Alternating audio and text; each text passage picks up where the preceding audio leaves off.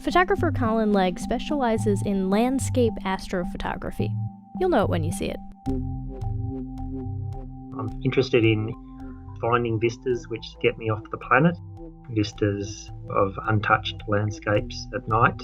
And by day, I'm a geologist, but I work in a data management company for geological data. Legg's photography takes him to remote places in Australia, where he lives, and around the world. And just consider for a moment, what might be required to capture this time-lapsed starry night?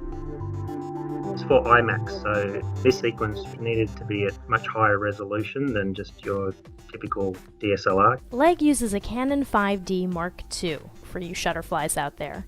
But one camera wouldn't give him enough pixels for that supersized IMAX screen. Actually have multiple cameras operating together and then stitch those images into a seamless image. That means every 30 seconds, those 5 cameras snapped in synchrony. The added complication then was that I had to actually track the light through the day and the night to get the correct exposure. And I had to do that out in the middle of Western Australia on a lake bed because we didn't want any obstacles on the horizon. And Legg didn't want any light pollution either, so no nearby infrastructure. And so I had the cameras all running off of solar panels. And here's the real kicker to me. It wasn't just a day. Originally it was for 12 days, but I only got to 11.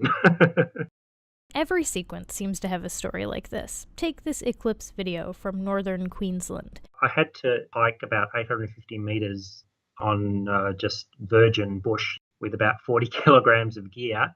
And I had to sleep on a rock ledge about 100 metres from the top. And then I had to do that last 100 metres just after the start of twilight. And then there's the challenge of getting the right exposure. That light changed by about 4 stops. Legg uses software that allows him to pre-program the exposures for each shot during the eclipse. So the script is just a little ASCII file and it has a line per exposure. Then you connect your laptop to the camera via USB cable.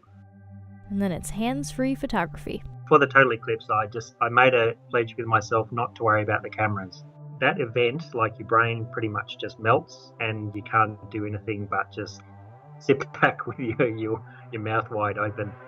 And Legg's photography may provoke the same reaction. The time-lapse process, which condenses 3.5 hours of real time into about 15 seconds of footage, brings the night sky to life. Plus, with our eyes, we're looking at a very short window of time, whereas a camera can actually sit there and expose for 30 seconds. So it just sucks in that much more light. Leaving the shutter open for 30 seconds allows the camera to pick up faint colors that would be invisible to our eyes. Even in latitudes that can't see the aurora, you still get a lot of interesting ionization in the upper atmosphere and ionosphere, which give off light. And you can get some really interesting patterns of green and yellow and red, which change throughout the night. You can see those green and red bands in the middle of this frame. It's only really, I guess, with the cameras being so sensitive now that we're able to pick it up. This sensitivity can also play tricks on our diurnally predisposed minds. For instance, I mistook this for sunrise.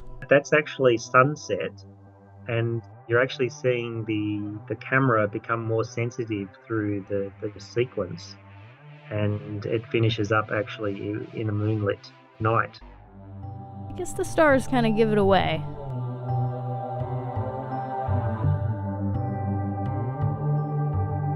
And then there's this. That's a moonset. Each image that makes up a nighttime sequence like this requires a 20 to 30 second exposure, Legg says, which actually makes our eyes look pretty good. I'm still in awe that I can see the Milky Way with my naked eye. In the middle of the desert in Australia, it's like blazing, and my eye is really a 60th of a second like instrument.